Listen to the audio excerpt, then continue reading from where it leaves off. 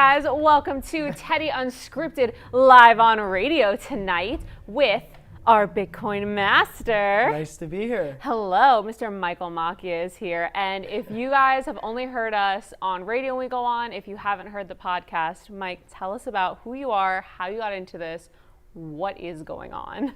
Yes. Again, my name is Michael Macchia, and I have been in Bitcoin and other cryptocurrencies for a number of years now.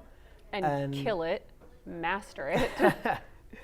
Yeah, they call me the Bitcoin master. It's my passion. I very much believe in it and the future of it, and I love spreading adoption of it.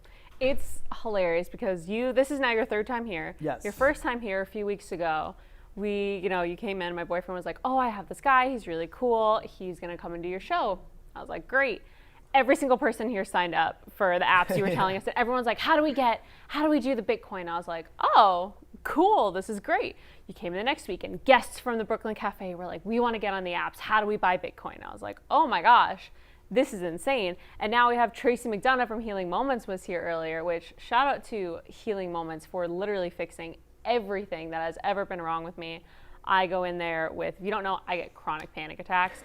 No matter how I feel, anxiety, panic, pain, Tracy fixes everything. And I can't say heals, and I will never say heals, but I can say personally, I feel so much better after coming to her place, the sound beds, the chromotherapy that's there. So definitely check out healingmomentsfl.com. And thank you, Tracy, for sponsoring the show tonight because it is an absolute healing playground.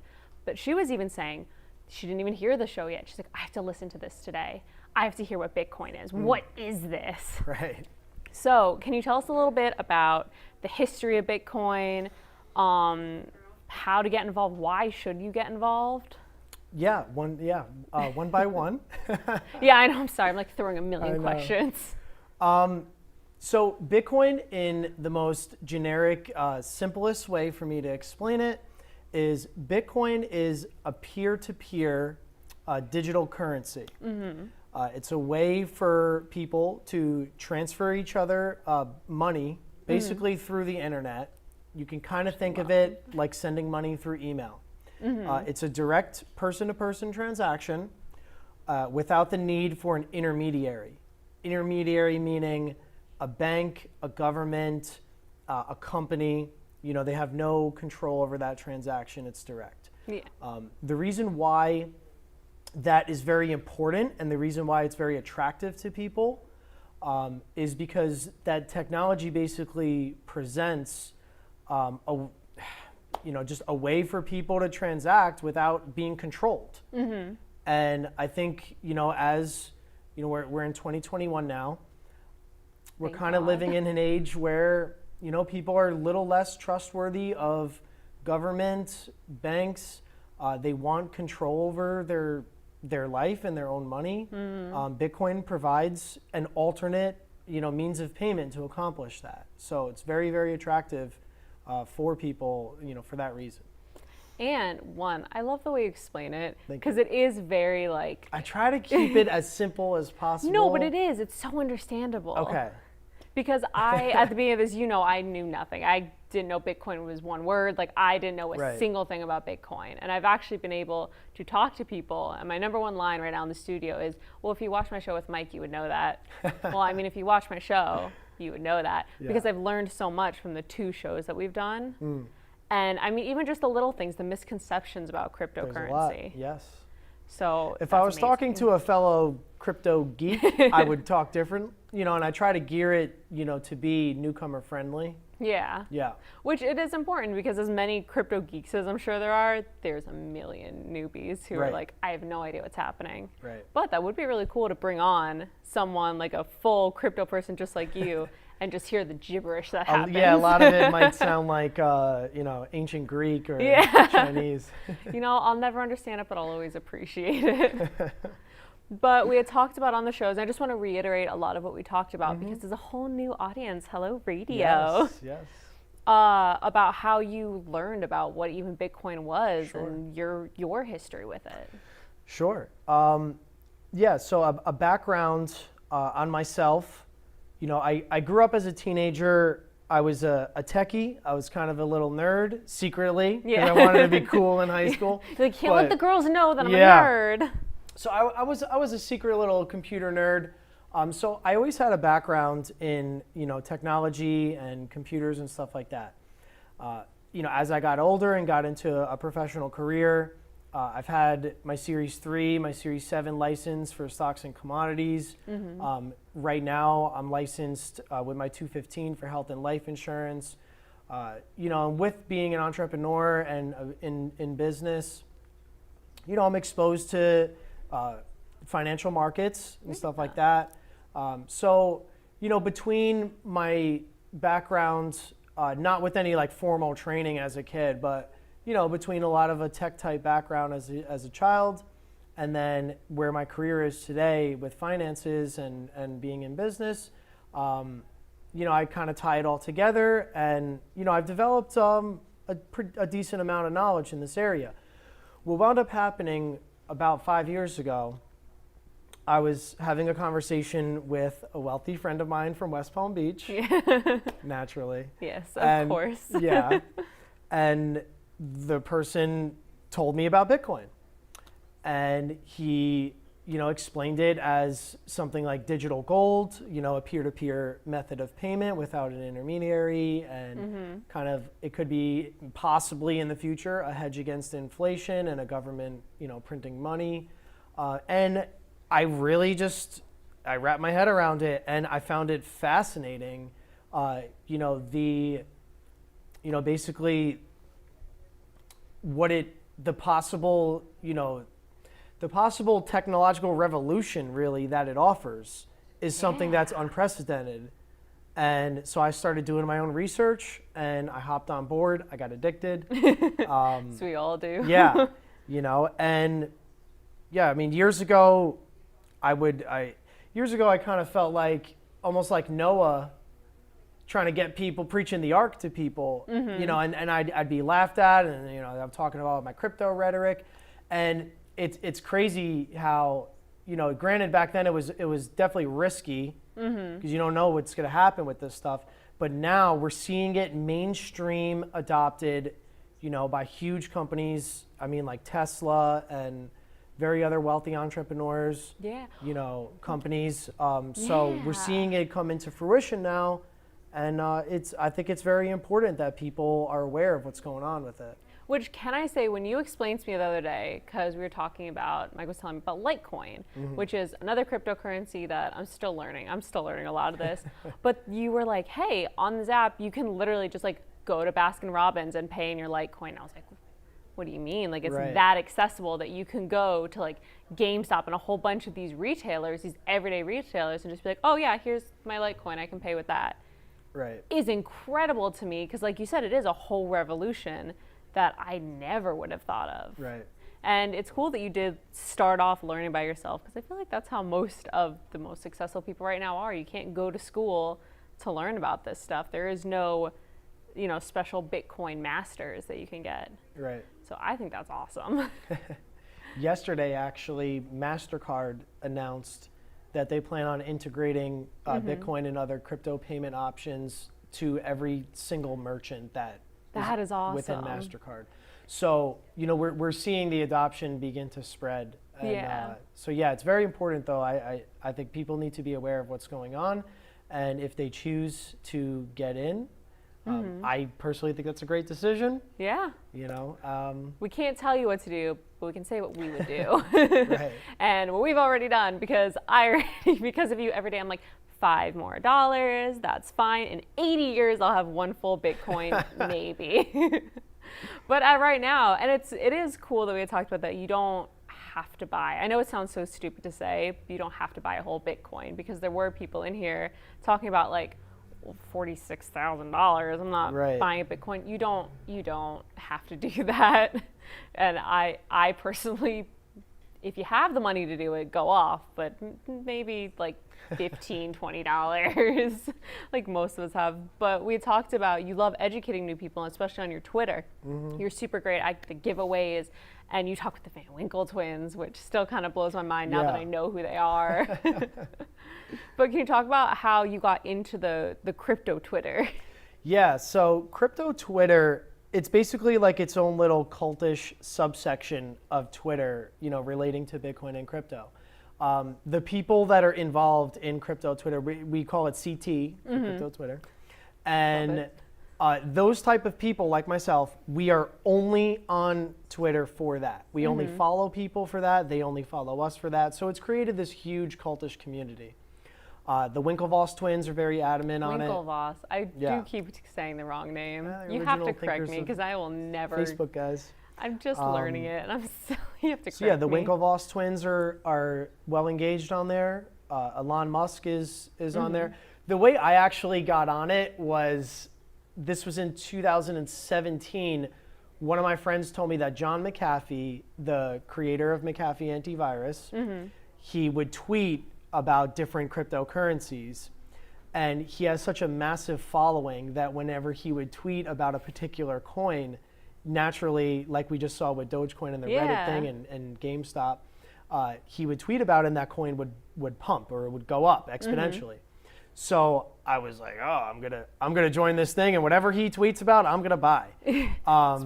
Great idea. So that's how I got on crypto Twitter.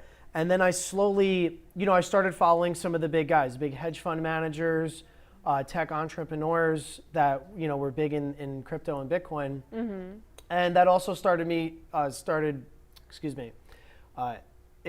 I began to learn more from that, and also getting news directly from a horse's mouth, not through an article. These founders of companies and investment, they're the first people to tweet about something, an announcement.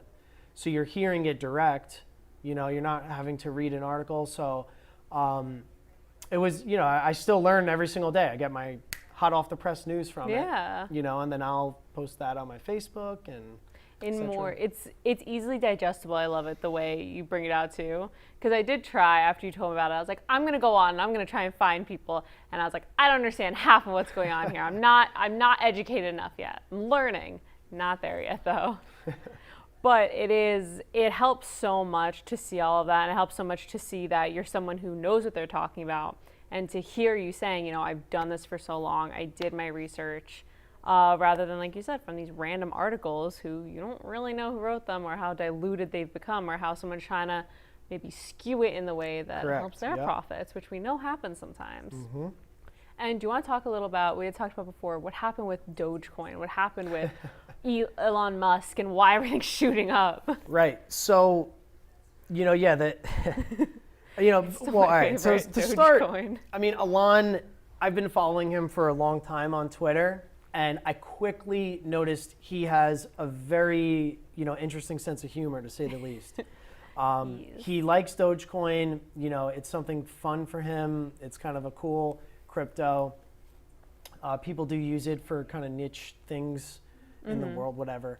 But yeah, you had said people use it like on Reddit. They were like, oh, that's funny. Here's like a Dogecoin. Yeah, people, in all honesty, people right now don't really want to spend Bitcoin. It's become a very precious asset and commodity. Years ago, someone would maybe make a meme that's funny, and someone would tip them like 100 Dogecoin, and that could have equated to 10 cents. Yeah.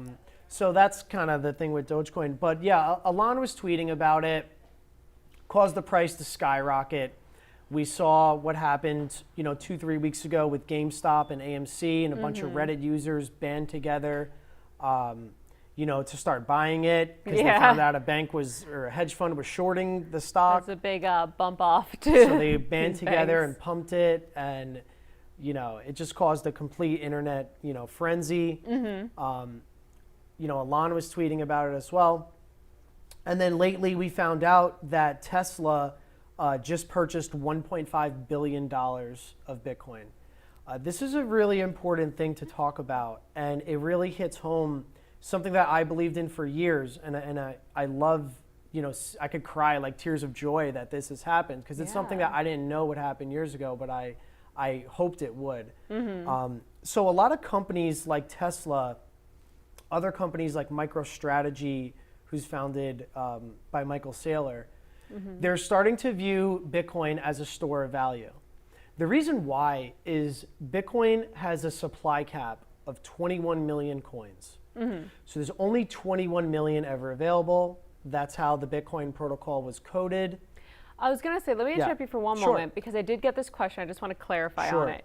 Bitcoin is not a physical coin. It is Correct. a code. Yes. Could you talk about that real fast? Because Sure. I got a lot of those questions. Absolutely. Yeah, we'll get into the other things I soon. definitely want to hear about Absolutely. it. But I did get this question. I just want to clarify that. Yeah. It is a code. It's not a coin. Yes, so Bitcoin is not a physical coin. All right, there was a scammer in New York City 3 years ago. He was selling Chuck E. Cheese tokens and telling people they were Bitcoin. Bitcoin is definitely not a physical coin. It is a digital, basically, you can almost kind of, in a funny sense, call it magic internet money. Which is But my favorite kind of internet money. It's a digital coin. So again, you can almost think of it like sending money through email. At the end of the day, do any of us really know how email works? You don't. But you type out an email and you hit send, and it goes to someone else's inbox. The in between, how did that all happen? Yeah. If you want to Google that on your own time, definitely do it. Write it in because I want to know too. So when it comes to Bitcoin, a guy named an anonymous guy, he went under a pseudonym name. He wanted to keep anonymity. His name was Satoshi Nakamoto. Him and a team of other people anonymously on the internet about 12 years ago, they coded the Bitcoin protocol. All right, so you can basically think of it, kind of like how once upon a time Bill Gates coded Windows. Yeah. Except he made it proprietary, he patented it. So he coded it, he patented it, it's his, right? No one can copy Windows, it's his. Yeah. He sells it. So this guy named Satoshi Nakamoto and a few others, they coded Bitcoin. Maybe they were MIT graduates, who the heck knows. They coded the blockchain and the protocol. When they did, they released it open source, which basically means there is no patent. It's not a closed technology or a closed code. And they released it to the world and said, here you go. It's available to everybody. The way they coded it was fully decentralized. So again, there's no computer, there's no main on-off switch, there's no bank, there's no government, there's nothing that can control it. That's the way they coded the technology. Awesome. They released it to the world. And then, to get into what we were touching on is, he coded it to have a supply of 21 million coins. No more, no less. It's controlled by a math algorithm. Can't be hacked, tampered with, nothing. What that's done is over the last 12 years, more people have purchased it. It's built value. And the reason why people now refer to it as digital gold is because very similar to gold, physical gold has scarcity. There's only a certain amount of it in the world, right? You have to mine it to find it. Same with diamonds. Diamonds are precious, and even a fine Van Gogh painting, it's precious because it's rare and it's scarce. And as right now, there's 18.5 million Bitcoin that are already purchased. They're gone. There's only 3.5 million left. So what's happening is supply and demand is taking over. It's becoming a scarce asset. There's a high demand for it. It's driving the price up. And that's how any commodity in the world works, whether it's gold or oil. So now you're starting to see companies like Tesla or banks or investment firms on Wall Street, average Joes like me and you. Yeah. We're purchasing it because we want to hold something that's building value and that has that type of scarcity. And you were saying that you can use it. They're kind of using it as a storage for their money. So the same way that people consider physical gold, the abbreviated term is SOV, a store of value. People buy gold because they want to store their value in it. They want to hedge against inflation. Yeah. So just in case, for example, today actually, the Senate of Nigeria tweeted. Oh. They said our currency is basically valueless and our society is now using Bitcoin. So what happened is that Nigeria's ahead of all of us. Right. Countries around the world, they have debased their currencies. They printed too much money. They didn't, within their society, manage their economics properly. And they thought that they could just print money. As we know, you can't just print money. It loses its value. And so again, same way that people buy gold as a hedge against inflation, you know, it's like the doomsday prophecy, right? It's like what Yeah. happens if governments go awry and, you know, some countries are communist, et cetera. They just think they can print money and control the currency. Now people buy gold as a backup plan and they store their value. Gold is always going to be gold, Yeah. right? It's the king. Yeah. But here's the deal. We live in a digital world now. You know, you've never actually bought something with gold, have you? Never. Neither have I. I've never went to the store, I've never bought something with gold. I don't think buy Baskin it, store it Robbins safe. accepts my like Right. golden nugget. So we live in a digital world, and Bitcoin over time has developed a narrative, and now that narrative is actually becoming a truth, that it is a store of value. It is basically a digital gold, and you can have a little more peace of mind to store your cash in it in case, like what we're seeing now, our own government is printing trillions of dollars for stimulus, bailing out Wall Street, you know, companies and all sorts of stuff. So people are running to gold and Bitcoin as a safe haven asset. Which, in my mind, is pretty genius because, and like you've said before, it can become a worldwide, it probably already is, a worldwide currency where you don't have to deal with exchange rate. You don't have to deal with the fear of printing too much money. You don't have to deal with my fear, which again, slightly baseless, but I want to buy things from another country. I have to think of the exchange rate. I have to think of the different taxes. I have to think of the income and excome and the exporting and everything. Bitcoin, and tell me if I'm wrong, but worldwide it's the same price. That's true. Yeah, of course. So, you know, one Bitcoin is always going to be one Bitcoin. Yeah. Now, a lot of people, they think of Bitcoin as this like get rich quick because the price has gone up so much.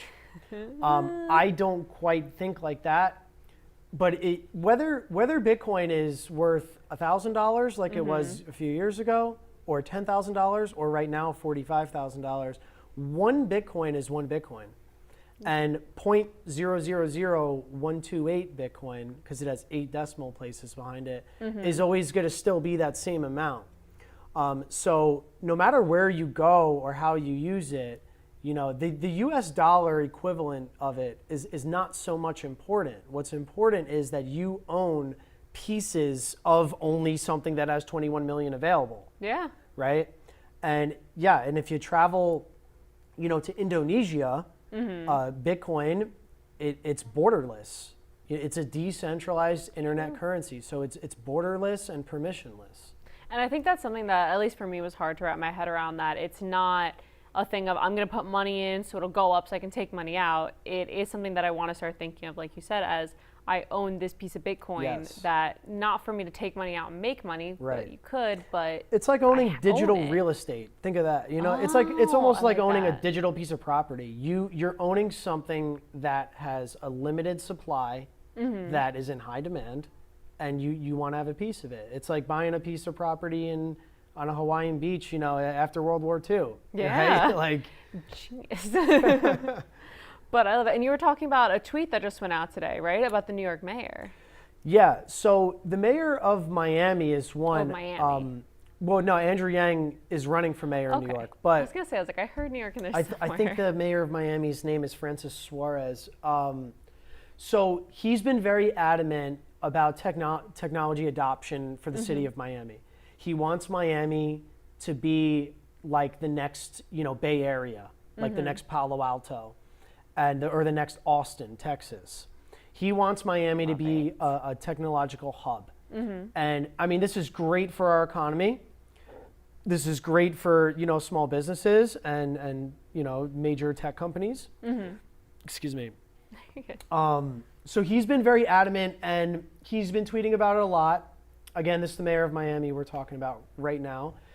He did meet with the Winklevoss twins, I think a few weeks ago.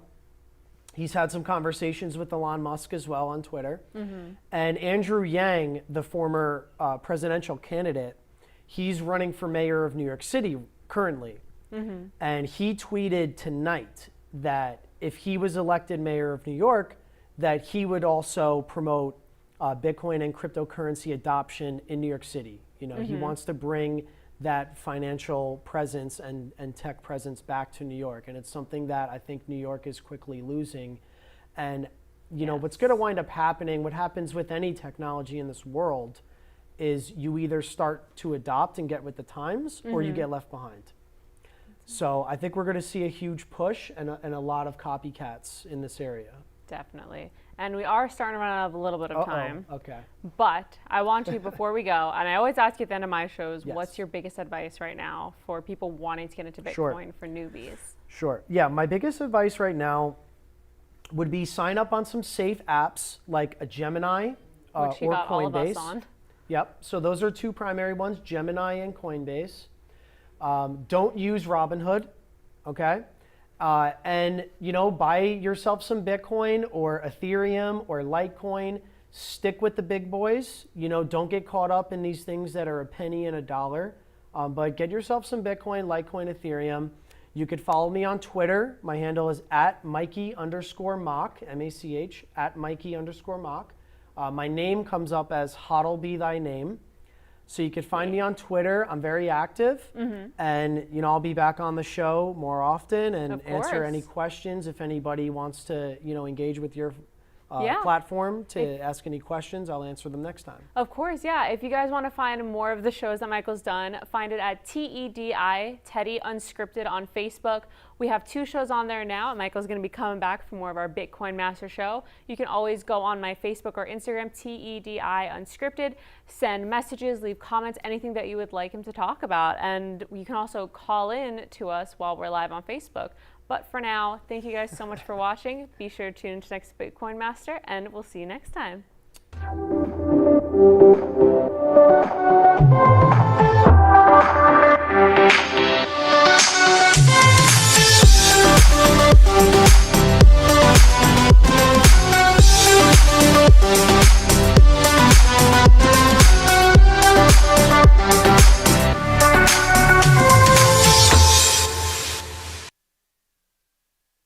The opinions expressed on the preceding sponsored program were strictly those of its hosts, guests, and callers, and not necessarily those of this station, its staff, management, or sponsors.